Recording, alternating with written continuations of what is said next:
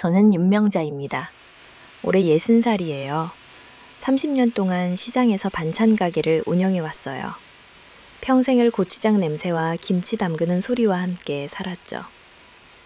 그런데 일주일 전 제가 정성스럽게 만든 자식아 집에 왔구나 라고 새긴 나무 현판을 서랍 깊숙이 집어넣으며 생각했어요. 며느리를 맡는다는 게 이렇게 아픈 일인지 몰랐다고요. 결혼식이 끝나고 일주일 후 큰며느리 세린이가 저에게 한 말이 아직도 귀에 맴돌아요. 저희는 남이에요. 어머니도 저희를 가족이라고 생각하지 마세요. 그 말을 들었을 때 가슴이 철렁 내려앉았어요. 30년 동안 반찬 가게를 하면서 온갖 사람들을 상대해봤지만 이렇게 직격탄을 맞은 건 처음이었어요. 그런데 지금 생각해보니 그 말이 제 인생에서 가장 큰 전환점이 되었어요. 며느리가 남이라고 선언했을 때 저는 정말로 그렇게 대하기로 결심했거든요. 그리고 그것이 우리 가족에게 어떤 변화를 가져왔는지 오늘 여러분께 털어놓고 싶어요. 아마 많은 분들이 궁금해하실 거예요. 며느리가 그렇게 선을 긋는데 시어머니인 제가 어떻게 반응했을까요? 화를 냈을까요? 아니면 울었을까요? 둘 다 아니에요. 저는 그녀의 말을 그대로 받아들였어요. 정말로 남처럼 대하기 시작했죠. 그리고 그 결과는 이 이야기를 끝까지 들어보시면 놀라실 거예요. 제가 윤명자입니다. 경상북도 안동에서 태어나 서울로 시집왔어요. 25에 결혼해서 지금까지 35년을 이 집에서 살았어요. 남편은 공무원이었고 저는 집에서 아이들을 키우다가 셋째가 중학교에 들어갈 때부터 시장에서 반찬 가게를 시작했어요. 처음엔 정말 힘들었어요. 새벽 4시에 일어나서 김치 담그고 나물 무치고 조림 만들고 손이 부르트고 허리 보였어요. 둘째 며느리 은솔이는 완전히 다른 타입이에요. 26에 둘째 아들 준호와 결혼했는데 참 순하고 다정해요. 시집 온 첫날부터 저한테 김치 담그는 법을 가르쳐달라고 하더라고요. 어머니, 저도 어머니처럼 맛있는 김치 담글 수 있을까요? 라고 하는 모습이 정말 이뻤어요. 남편은 말이 별로 없는 사람이에요. 공무원 생활을 30년 넘게 하다 보니 집에서도 조용해요. 하지만 저를 챙겨주는 마음만큼은 변하지 않았어요. 제가 반찬 가게 일로 힘들어하면 말없이 어깨를 주무져주곤 해요. 결혼식 당일까지는 정말 평화로웠어요. 세린이가 좀 차갑긴 했지만 그냥 성격이 그런가 보다 했어요. 요즘 젊은 여자들은 다 그런 줄 알았거든요. 그런데 그게 아니었어요. 결혼식이 끝나고 신접살이를 하기 위해 우리 집에 왔을 때 세린이는 제가 정성껏 만든 자식아 집에 왔구나 라는 현판을 보더니 얼굴을 찡그렸어요. 그리고 며칠 후 충격적인 말을 했어요. 어머니, 죄송하지만 저 현판 좀 떼주실 수 있나요? 저희는 남이에요. 어머니도 저희를 가족이라고 생각하지 마세요. 저희는 저희만의 가족을 만들 거니까요. 그 순간 정말 말문이 막혔어요. 30년 동안 장사를 하면서 별의별 사람들을 다 만나봤지만 이렇게 직설적으로 선을 긋는 며느리는 처음이었어요. 화가 나기보다는 당황스러웠어요. 아, 이런 식으로 나오는구나 싶었죠. 그날 밤 저는 한참을 고민했어요. 울어야 할까? 화를 내야 할까? 아들한테 얘기해야 할까? 그런데 이상하게도 마음이 차츰 정리되더라고요. 좋아. 그렇게 나오면 나도 그렇게 하지. 다음날 저는 그 현판을 조용히 떼어냈어요. 그리고 서랍 깊숙이 집어넣었죠. 세린이가 거실에 나와서 그 모습을 봤는데 만족스러운 듯 고개를 어색해요. 그냥 도윤이한테만 연락하시면 안 될까요? 저는 어머니가 직접 대화하는 게 좀 불편해요. 그때 정말 어이가 없었어요. 자기가 남이라고 선언해놓고서는 정작 남 대우를 받으니까 불편하다니요. 하지만 저는 차분하게 대답했어요. 세린 씨 말씀이 맞습니다. 저도 정확한 관계를 유지하고 싶어서 그런 거예요. 남이면 남다운 예의를 지켜야죠. 그날부터 저는 정말로 세린이와 관련된 모든 일을 수첩에 기록하기 시작했어요. 언제 집에 오는지, 뭘 먹는지, 뭘 필요로 하는지, 마치 반찬가게 단골 손님 관리하듯이 말이에요. 는소리가 그 수첩을 보고는 놀라더라고요. 어머니, 이게 뭐예요? 관계 정리야. 세린이는 남이라고 했으니까 남처럼 대해주는 거지. 정확하게. 너무 서운하지 않으세요? 서운할 게 뭐가 있어. 각자 원하는 관계가 있는 법이야. 세린이가 남이기를 원한다면 나도 그렇게 해주는 거지. 사실 속으로는 많이 아팠어요. 30년 동안 이 집을 지키면서 언젠가는 며느리들과 함께 김치도 담그고 명절 음식도 만들고 그런 따뜻한 가족이 될 줄 알았거든요. 특히 큰며느리와는 더 각별한 사이가 될 거라고 기대했었는데 하지만 저는 참았어요. 울지도 않았고 화내지도 않았어요. 대신 더 철저하게 남대우를 해주기로 했죠. 그해 여름 장마철이었어요. 비가 며칠째 계속 내리는데 세린이 택배가 2개나 현관 앞에 놓여 있더라고요. 큰 박스였어요. 택배 기사가 벨을 눌렀어요. 아줌마, 세린 씨 택배인데 받아주실 수 있나요? 계속 부재 중이라서요. 예전 같으면 당연히 받아줬을 거예요. 가족인데 뭘 그런 걸 따지겠어요. 하지만 이번엔 달랐어요. 죄송한데요. 남의 택배는 못 받아요. 둔실 위험이 있거든요. 아, 그럼 어떻게 하죠? 본인이 직접 받으시게 해주세요. 택배 기사가 좀 당황하더라고요. 하지만 저는 단호했어요. 그리고 현관문에 작은 메모를 붙였어요. 택배는 본인이 직접 수령하시기 바랍니다. 부재 시 반송 처리됩니다. 그날 저녁 도윤이가 전화했어요. 엄마, 무슨 일이에요? 세린이 택배 좀 받아주시면 안 돼요? 회사에서 바빠서 집에 없었는데. 도윤아, 엄마가 언제부터 남의 택배를 함부로 받았니? 분실되면 누가 책임져? 남이 뭔 남이에요. 세린이는 우리 가족이잖아요. 세린이가 남이라고 했어. 그러면 남 대우를 받아야지. 가족이면 처음부터 그런 말을 하지 말았어야지. 도윤이는 할 말이 없어서 전화를 끊었어요.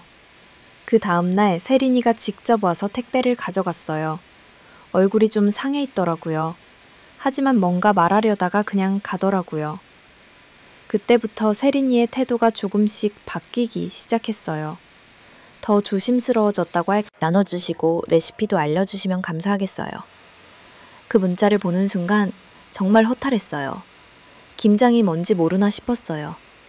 김장은 단순히 김치를 담그는 게 아니에요. 온 가족이 모여서 함께 손을 맞대고 이야기하고 웃으면서 하는 거예요. 그게 바로 가족의 의미인데 하지만 저는 감정을 억눌렀어요. 그리고 차분히 답장을 보냈어요. 김치는 준비해 드리겠습니다. 하지만 레시피는 김장에 참여하신 분들에게만 드려요. 1시간 후에 세린이한테서 전화가 왔어요. 어머니, 레시피는 왜 안 주시는 거예요? 그냥 종이에 적어서 주시면 되는 거 아닌가요?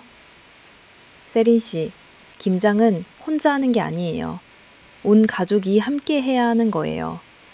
30년 동안 내가 터득한 비법을 그냥 종이에 적어서 줄 수는 없어요.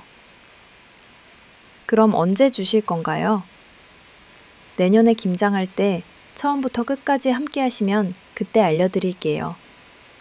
세린이는 뭔가 더 말하려다가 전화를 끊었어요. 김장 당일 은솔이와 둘이서 김치를 담갔어요.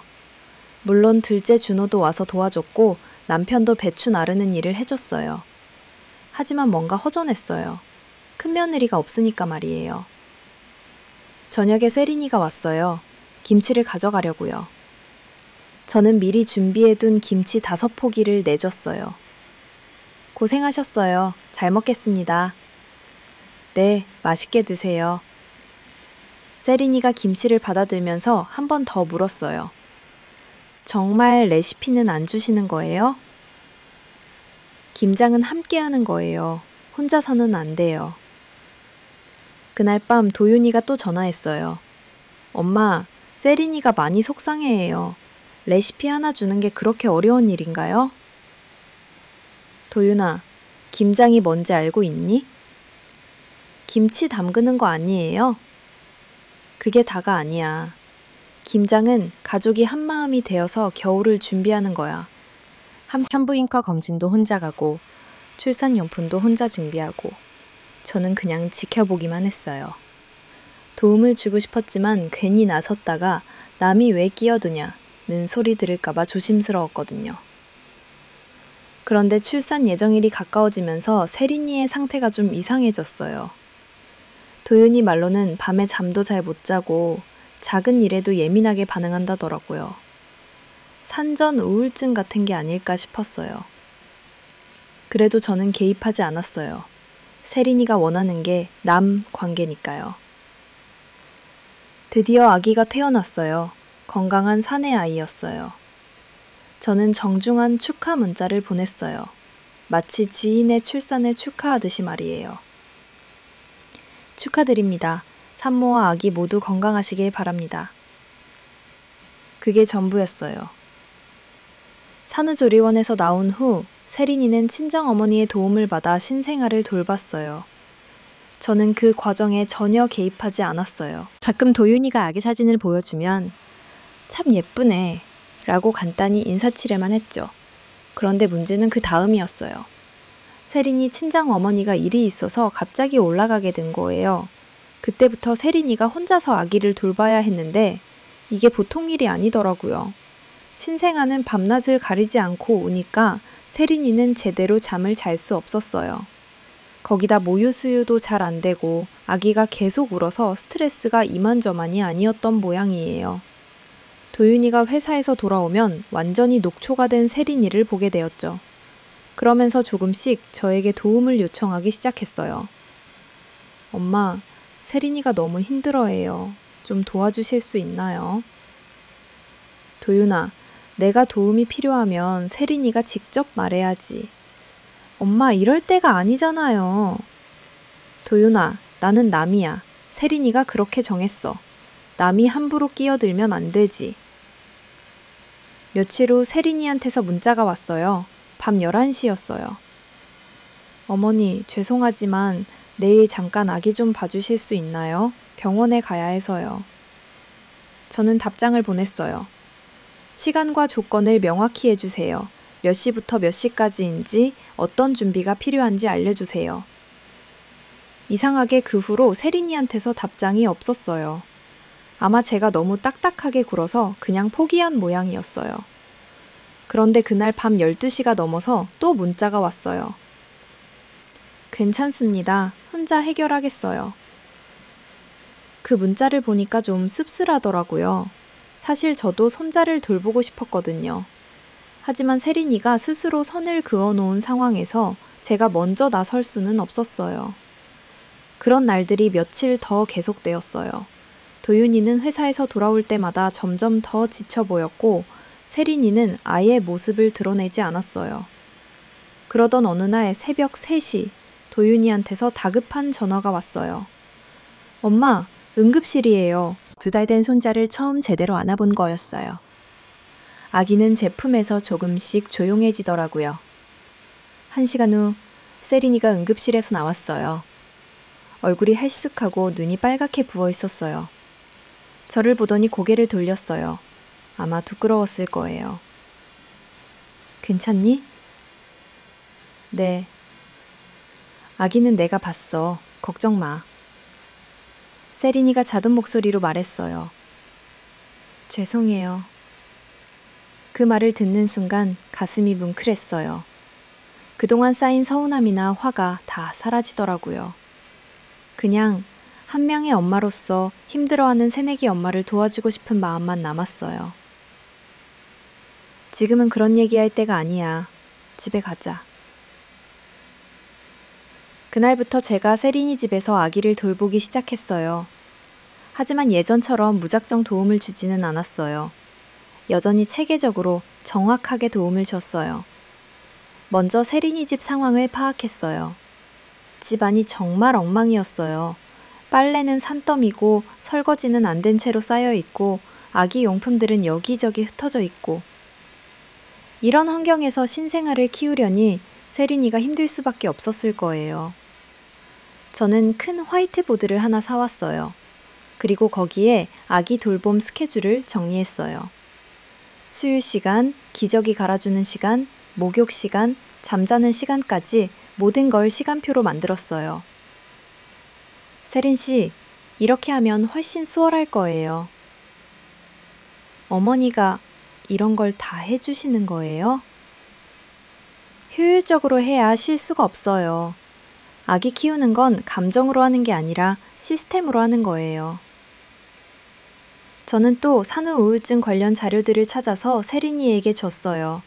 상담센터 연락처, 치료 방법, 주의사항 등을 정리한 파일이었어요. 세린 씨, 마음이 힘들면 여기에 연락해보세요. 혼자 끙끙 앓지 말고요.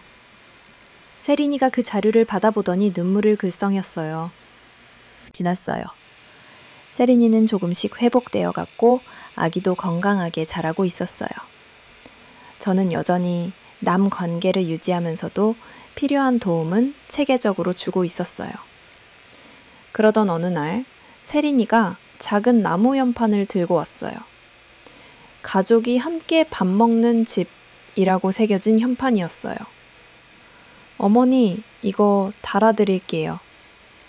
처음에 제가 만들었던 자식아 집에 왔구나와는 다른 문구였지만 그 마음은 전해졌어요. 왜 갑자기? 그때 어머니가 만들어주신 현판, 저한테는 경계선이었는데 어머니한테는 환영의 의미였죠? 저는 서랍에서 그 오래된 현판을 꺼냈어요. 먼지가 쌓여 있었지만 여전히 예쁜 글씨로 새겨져 있었어요. 이거 계속 여기 있었어. 세린이가 그 현판을 보더니 또 눈물을 글썽였어요. 어머니, 정말 죄송해요.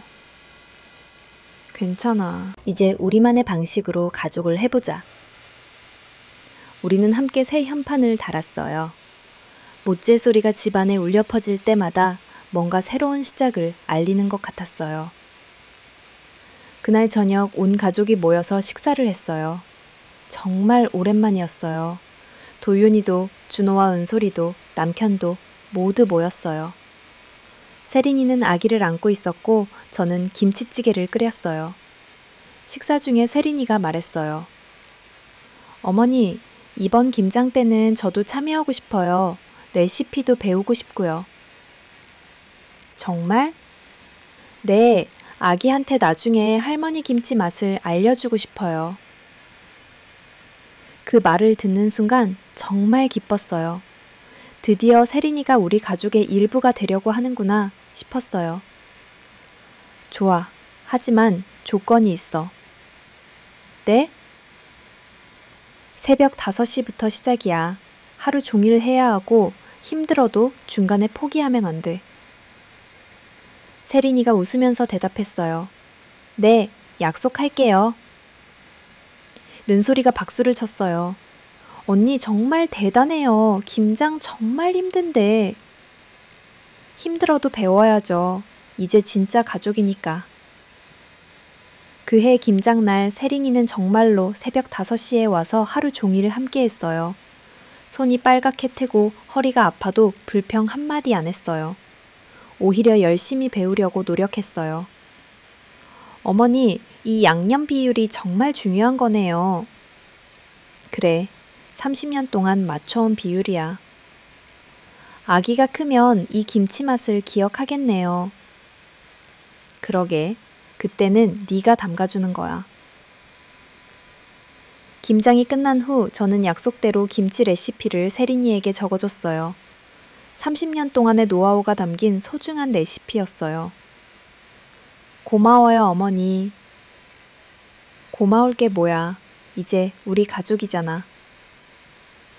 그런데 세린이가 갑자기 이런 말을 했어요. 어머니, 저희 은솔이의 요리 솜씨와 성실함을 인정해서 함께 사업을 하자는 제안이었어요. 세린이에게는 육아정보센터와 산후관리 업체들의 연락처를 정리한 파일을 줬어요. 둘째를 가질 때 도움이 될 만한 정보들이었어요. 도윤이가 궁금해했어요. 엄마, 왜 똑같은 선물 안 해주세요? 필요한 게 다른데 왜 똑같이 줘? 은솔이는 일자리가 필요하고 세린이는 정보가 필요해. 각자에게 맞는 걸 주는 거지. 세린이가 손뼉을 쳤어요. 정말 정확하시네요. 그리고 세린이는 자리에서 일어나서 정중하게 인사했어요. 어머니, 오늘 정말 감사 인사 드리고 싶어요. 택배부터 시작해서 현판, 레시피까지. 제가 먼저 선을 그었는데 어머니께서는 그 선 안에서도 따뜻함을 잃지 않으셨어요. 저는 벽을 쌓고 싶었는데 어머니는 그 벽 안에서도 온기를 유지해 주셨어요. 정말 감사해요. 저는 마지막 메모를 꺼냈어요. 그동안 적어두었던 것들이에요. 가족의 정의, 따뜻함, 경계, 명확함. 우리는 이 두 가지만 지키면 돼. 남이면 절차가 있고 가족이면 진심이 있어. 우리는 둘 다 할 수 있어. 은솔이가 고개를 끄덕였어요. 어머니, 정말 지혜로우세요. 남편도 자랑스러운 눈빛으로 저를 봤어요.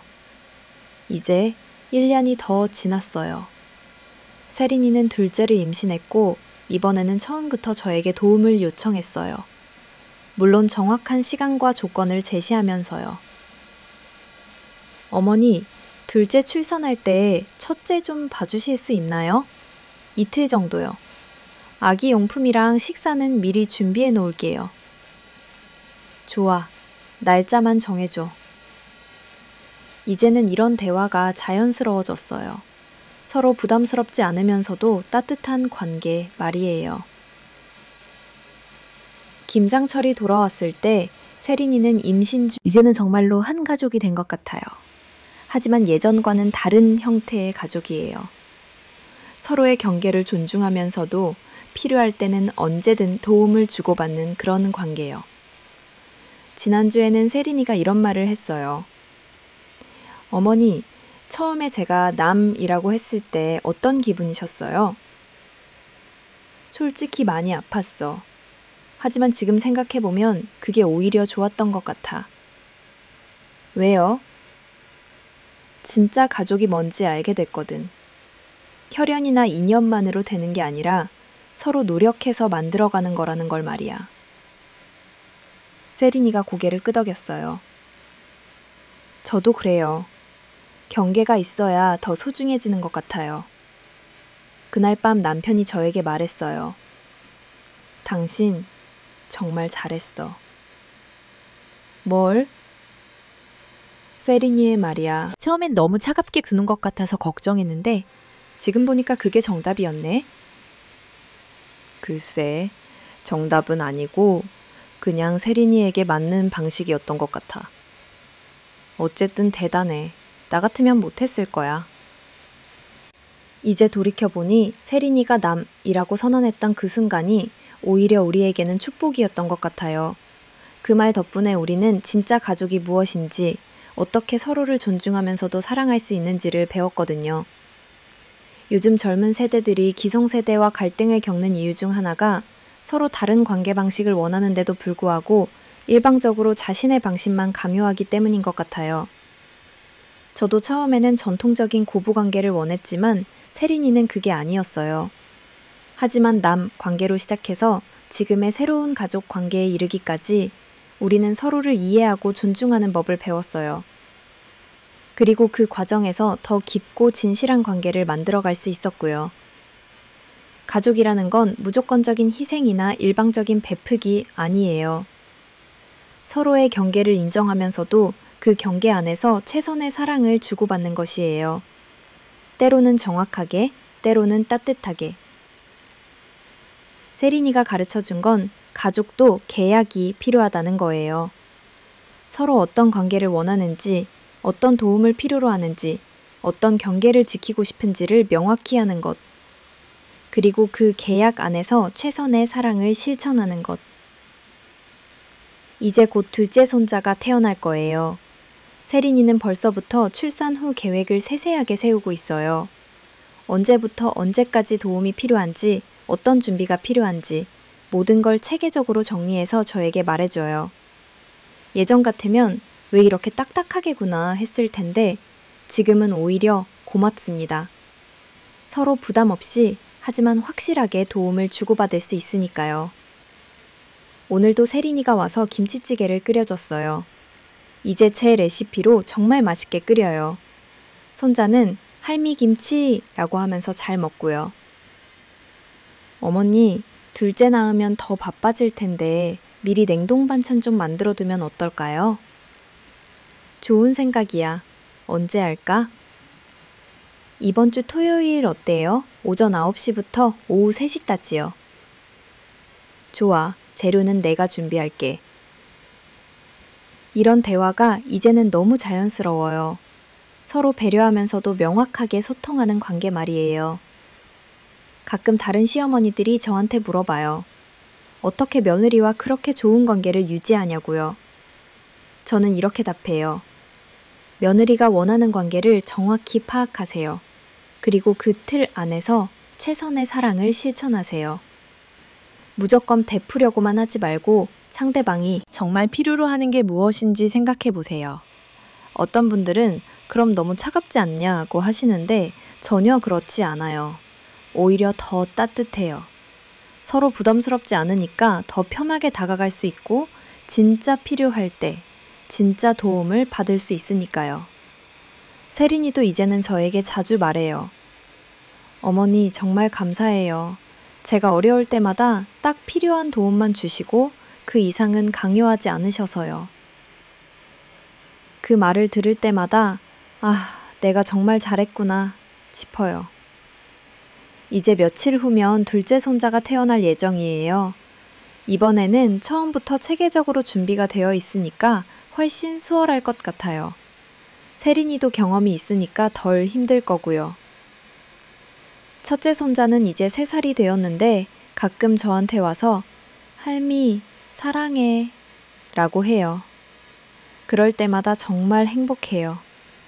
이 아이가 커서도 저를 따뜻하게 기억해 주겠지요. 세린이한테서 배운 가장 큰 교훈은 사랑에도 방법이 있다는 거예요. 무조건적인 사랑이 항상 좋은 건 아니에요. 때로는 경계가 있는 사랑이, 조건이 있는 사랑이 더 건강하고 지속 가능해요. 저희 집 거실에는 이제 2개의 현판이 걸려 있어요. 제가 처음 만든 자식아 집에 왔구나와 세린이가 만든 가족이 함께 밥 먹는 집. 두 현판이 나란히 걸려있는 모습을 보면 우리 가족의 여정이 떠올라요. 처음에는 일방적인 환영이었다면 지금은 상호적인 소통이에요. 처음에는 혈연 중심의 가족이었다면 지금은 선택과 약속으로 만들어진 가족이에요. 며느리가 남이라고 선언했을 때 저는 정말로 그렇게 대해줬어요. 하지만 그 남대우 속에서도 따뜻함을 잃지 않으려고 노력했어요. 그리고 세린이도 그 따뜻함을 알아봐줬고 조금씩 마음을 열기 시작했어요. 지금 우리는 완벽한 고부관계는 아니에요. 하지만 서로를 존중하고 이해하는, 그래서 더 깊이 있는 관계를 맺고 있어요. 어쩌면 이게 현대적인 가족의 모습인지도 모르겠어요. 앞으로도 우리는 이런 방식으로 가족을 해나갈 거예요. 서로의 경계를 존중하면서도 필요할 때는 언제든 손을 내밀 수 있는 그런 관계 말이에요. 세린이가 며칠 전에 이런 말을 했어요. 어머니, 우리 아이들한테는 어떤 할머니가 되고 싶으세요? 글쎄, 필요할 때 언제나 있지만 부담스럽지 않은 할머니? 정말 좋은 답이네요. 저도 그런 엄마가 되고 싶어요. 그 대화를 나누면서 우리가 정말 서로를 이해하게 되었구나 싶었어요. 이제 제 이야기가 거의 끝나가네요. 마지막으로 하고 싶은 말은 가족이라는 게 정말 혈연으로 맺어진 관계지만 그것만으로는 부족해요. 서로 노력하고 이해하려고 해야 진짜 가족이 될 수 있어요. 특히 고부관계는 더욱 그래요. 서로 다른 환경에서 자란 두 여자가 만나서 가족이 되려면 정말 많은 노력과 지혜가 필요해요. 때로는 포기하고 싶을 때도 있고 화가 날 때도 있어요. 하지만 그런 과정을 거쳐야 진짜 가족이 되는 것 같아요. 세린이가 남이라고 했을 때 저는 상처받을 수도 있었어요. 하지만 그 말을 받아들이고 정말로 남, 대우를 해주면서도 따뜻함을 잃지 않으려고 노력했어요. 그리고 그 노력이 결국 더 좋은 관계로 이어졌고요. 지금 고부관계로 힘들어하시는 분들이 계시다면 이 말씀을 드리고 싶어요. 상대방이 원하는 관계가 무엇인지 먼저 파악해보세요. 그리고 그 틀 안에서 최선의 사랑을 실천해보세요. 처음에는 어색하고 힘들 수도 있지만 시간이 지나면 더 건강하고 지속 가능한 관계가 될 거예요. 가족은 무조건적인 희생이나 일방적인 배특이 아니에요. 서로 다른 개체로서 존중하면서도 필요할 때 도움을 주고받는 관계예요. 그리고 그런 관계야말로 진짜 사랑이 담긴 관계라고 생각해요. 내일이면 둘째 손자가 태어날 거예요. 이번에는 처음부터 체계적으로 준비했으니까 훨씬 수월할 것 같아요. 그리고 언젠가는 이 아이들도 자라서 각자의 가족을 만들겠죠. 그때 저는 어떤 할머니가 되어 있을까요? 아마도 지금처럼 필요할 때 언제나 곁에 있지만 부담스럽지 않은 그런 할머니가 되어 있을 것 같아요. 세린이한테서 배운 대로 정확하면서도 따뜻한 할머니 말이에요. 저는 윤명자입니다. 61살의 시어머니이자 30년차 반찬가게 사장이에요. 그리고 남이라고 선언한 며느리 덕분에 진짜 가족이 무엇인지 깨달은 사람이기도 해요. 오늘 이 이야기를 들려드린 이유는 혹시 저와 같은 상황에 계신 분들께 작은 도움이 되었으면 해서예요. 가족이라는 건 정해진 틀이 있는 게 아니에요. 서로 만들어가는 거예요. 때로는 상처받을 수도 있고 실망할 수도 있어요. 하지만 그런 과정을 통해서 더 단단하고 아름다운 관계를 만들 수 있다고 생각해요. 세린이가 남이라고 했을 때 저는 정말로 남처럼 대해줬어요. 하지만 그 속에서도 사랑을 놓지 않았어요. 그리고 그 사랑이 결국 세린이의 마음을 움직였고 우리는 새로운 형태의 가족이 될 수 있었어요. 지금 이 순간에도 세린이는 산부인과에서 진통을 하고 있을 거예요. 도윤이는 옆에서 손을 잡아주고 있겠고요. 그리고 저는 집에서 첫째 손자와 함께 동생이 태어나기를 기다리고 있어요. 할미, 아기 언제 와? 곧 올 거야. 우리 건우 동생 만나고 싶지? 응, 할미 김치 줄 거야. 이 아이의 순수한 말을 들으니까 앞으로도 우리... 그리고 하나 더. 지금 병원에서 연락이 왔어요. 둘째 손자가 건강하게 태어났대요. 세린이도 무사하고요. 이제 우리 집에는 새 식구가 하나 더 늘었네요. 할미, 아기 왔어? 건우야, 동생이 왔어. 이제 우리 집이 더 시끄러워질 거야. 좋아, 할미 김치 같이 먹자. 네, 이렇게 우리 가족의 새로운 이야기가 또 시작되는 것 같아요. 앞으로도 서로 존중하면서 필요할 때 도움을 주고받으면서 우리만의 방식으로 가족을 해나갈 거예요. 여러분도 행복한 가족 되시길 바라요. 감사합니다.